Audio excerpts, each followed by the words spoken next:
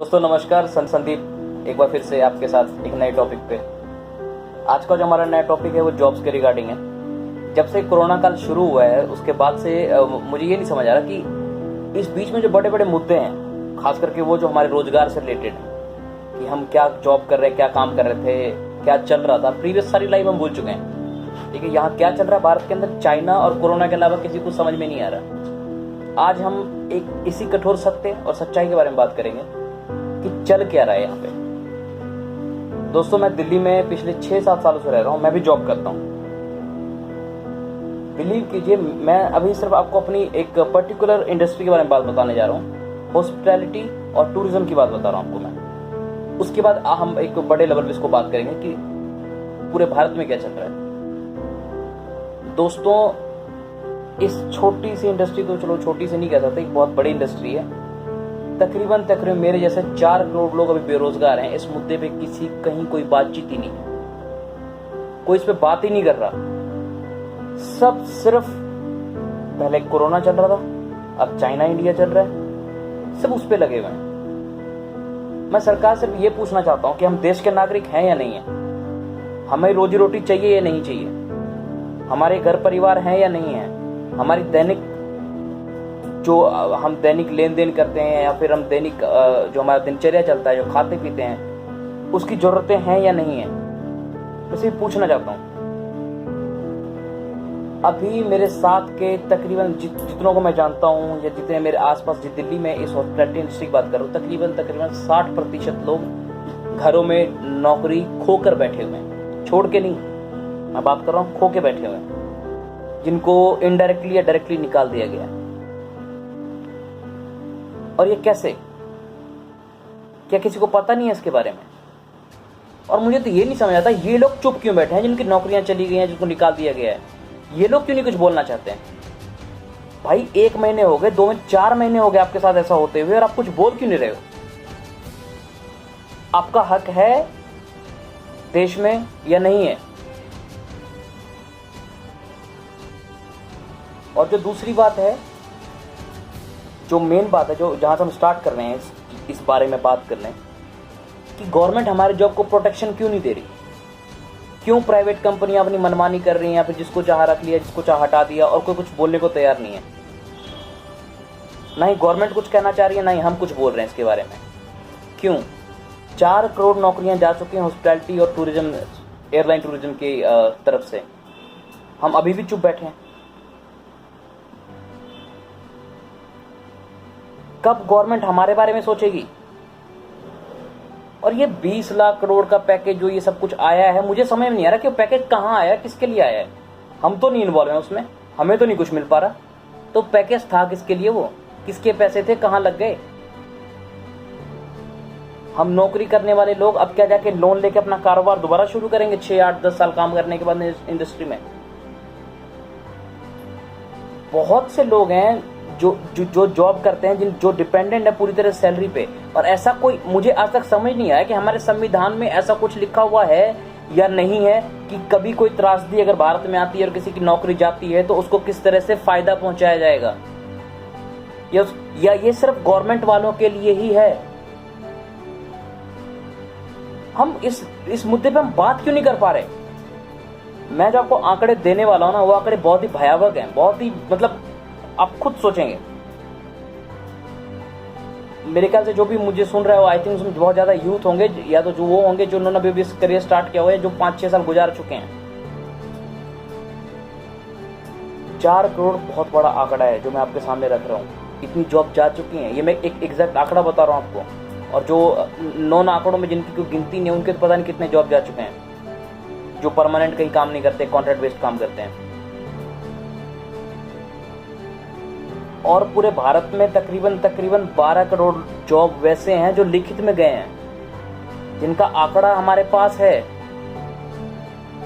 और जो अनलिमिटेड, अब हम थोड़ा सा एग्जांपल, एक थोड़ा सा हटके चलते टॉपिक पे, हम उस मजदूरों की बात कर रहे हैं जिनको लॉकडाउन में सबसे ज्यादा नुकसान हुआ है।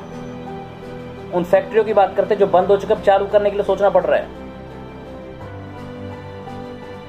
जिस जगह पे मैं रहता हूँ ना दिल्ली में, वो जगह अभी सुनसान हो चुकी है। सुनसान मतलब कहने को, यहाँ पे एक बहुत बड़ा हब था नौकरी का, अब यहाँ कुछ देखने को नहीं मिल रहा। क्यों? तकरीबन 50% लोग तो है ही नहीं जिनकी नौकरियां जा चुकी हैं। और सरकार किस लेवल पे सोच रही है मुझे नहीं समझ में आ रहा। चलो मैं किसी का नाम नहीं लेना चाहता, किसी कंपनी या पर्टिकुलर किसी संस्था का नाम नहीं लेना चाहूंगा, लगभग हर संस्था यही कर रही है। जितने छोटे मोटे कारोबार, एग्जाम्पल के तौर पर मैं बता रहा हूँ, मेरे बाजू में एक बहुत अच्छा सा रेस्टोरेंट खुला हुआ था और अभी 4-5 दिन पहले मैंने देखा कि उन्होंने रेस्टोरेंट वगैरह खाली कर दिया और सारा सब कुछ बोरिया बिस्तरा समेट के घर जा चुके हैं कि उनको उम्मीद नहीं है कि अब जॉब शुरू होंगे। जो छोटे छोटे लोग थे काम करते थे वो वहाँ पे आएंगे, दोबारा कारोबार दोबारा से संस्थापित हो पाएगा नहीं हो पाएगा, कुछ पता नहीं है। और हमें समझ नहीं आ रहा कि हम कुछ बोल क्यों नहीं रहे।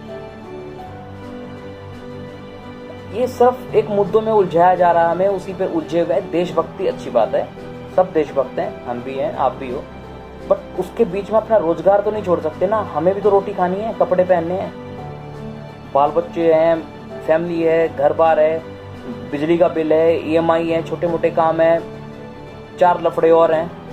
हम कहाँ जाएं? जितने प्राइवेट नौकरियां करने वाले लोग हैं वो कहाँ जाएंगे सर?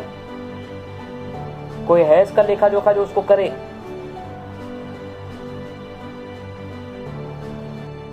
मार्च का वो महीना जब कोरोना काल शुरू हुआ, जिस टाइम में काफी भयावह स्थिति थी भारत के अंदर, उस टाइम में मोदी जी ने बहुत बहुत थैंकफुल मोदी जी आपका कि आपने हाथ जोड़ के विनती करी थी कि लोगों के जॉब से ना निकाला जाए लोगों को और उनको उनकी तनख्वाह उनकी सैलरी दी जाए। बहुत खुश थे कि कम से कम एक खाने पीने का जरिया तो सरकार ने बचाया।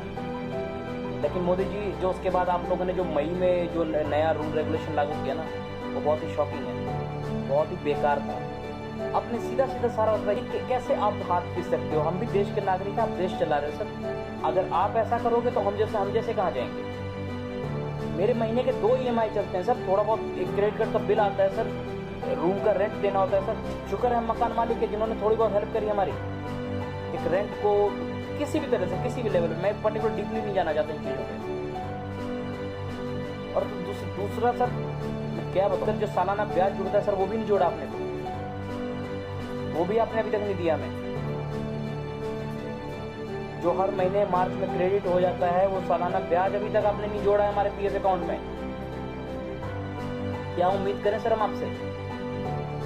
और यहाँ पे सीधे मुंह कहीं किसी के सामने या किसी अलग लेवल पे जाके अगर आप इस बारे में बात करते हो ना सर, तो लोग आपको खाने को दौड़ते हैं। आई डोंट नो क्यों, ऐसा क्या है? मुझे किसी के पर्सनल ओपिनियन से कोई लेना देना नहीं है। मैं देश में हूँ, मुझे भी पता है देशभक्ति क्या चीज़ है, मैं भी देश को सपोर्ट करता हूँ और मुझे पता है किस लेवल तक होना चाहिए।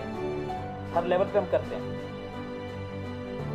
हॉस्पिटैलिटी इंडस्ट्री बहुत बड़ी है सर, तकरीबन 7-8% ये आपकी देश की कमाई को कमा के देश में देते हैं सर। हम 28% जो आपकी ये GST है ना सर, 18%, टोटल हम 18% GST कलेक्ट करते हैं। एक जब हम एक ऑर्गेनाइजेशन चला रहे हैं, मैं छोटे 5 स्टार होटल की बात करने का मतलब ये है कि जहाँ पे रेवेन्यू बहुत हाई लेवल पे नहीं आता, पर एक रेवेन्यू आता है सर, और रेवेन्यू करोड़ों में होते हैं, तो उसका 18% हम आपको देते हैं। उसकी एवज में क्या दिया आपने? हमारा PF से ब्याज भी नहीं जोड़ा हमारे ऊपर, जो हमारे पैसे का ब्याज हमारे पे नहीं दिया आपने। और तो आप क्या दोगे सर? और 20 लाख करोड़ पता नहीं आपने किसको दिए सर। हम तो बैठे दिख रहे हैं कि कब हमारे लिए कुछ अपॉर्चुनिटीज खुलेंगी, कब हम करेंगे। हम तो दिन गिन रहे हैं कि हमारी नौकरी कब तक है। साथ वालों को देखा मैंने, सब घर पे बैठे, सब पूछ रहे भाई कोई नौकरी दिलवा दे, कोई नौकरी दिलवा दे, कोई बातचीत तो दिलवा दे यार। आप बताओ सर इसका जवाब। वो तो मुझसे इसलिए शेयर करें कि मेरे साथ रहते हैं, मैं उनसे बात करता हूँ। आप तो उनसे डायरेक्टली बात भी नहीं करते, वो बेचारे किससे शेयर करेंगे? उन कंपनी से जहाँ पे अपने एडवर्टाइजमेंट, जहाँ पे अपने एक नोटिस भेज दे कि भाई आपको पैसे देने दो, आपको नहीं देना मत दो, जो आता है काम पे दो, जो नहीं आता नहीं दो। आपने तो बस एक बार हाथ जोड़ के विनती कर दी सर, मार्च तक, अप्रैल तक। मई में आपने खुद ब खुद एडवर्टाइजमेंट जारी कर दी कि भाई जिसको देना है दो, जिसको नहीं देना मत दो। सर आप सरकार हो, आपको हाथ नहीं खींचना चाहिए, आपको हाथ पकड़ना चाहिए। ये वो दौर चल रहा है सर, हम बहुत बुरे दौर से गुजर रहे हैं, खाने के लाले पड़े सर, बिलीव कीजिए। अभी हम सोचे ना कि बिलीव करो सर, एक ईयरफोन खरीदना हो ना, सोचना पड़ रहा है। अभी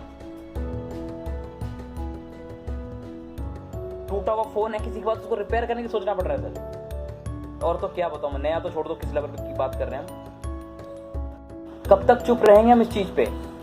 कभी तो हमें आके बोलना पड़ेगा। कब तक हम नहीं बोलेंगे और कब तक हम सिर्फ एक ही टॉपिक पे घुमाए जाएंगे मीडिया के थ्रू और सिर्फ गवर्नमेंट के थ्रू कि China corona, Pakistan China corona, इन चीज़ों पे नहीं कुछ चलेगा सर। दोस्तों, हम सबको साथ में आना पड़ेगा, साथ में बैठना पड़ेगा, बात करनी पड़ेगी, बोलना पड़ेगा। कब बोलेंगे? जब खाना नहीं मिलना बंद हो जाएगा, तो जब मरने के हालात पे आ जाएंगे तब, जब बैंक आपके ईएमआई के लिए आपके घर पे आना शुरू हो जाएंगे तब, कब? अभी वक्त है दोस्तों साथ आने का, बात करने का, बात को उठाने का। चुप बैठने का समय जा चुका है। कम टुगेदर, स्पीक टुगेदर, कुछ सॉल्यूशन निकालना पड़ेगा, हमें बात करनी पड़ेगी। और उम्मीद करता हूँ कि कोई चुप नहीं बैठेगा, जिसकी भी नौकरियां नहीं हैं या फिर जो आपको लगता है कि अगर आपके साथ वालों के पास कुछ प्रॉब्लम है तो हमें स्पोक अप, एक बोलना पड़ेगा।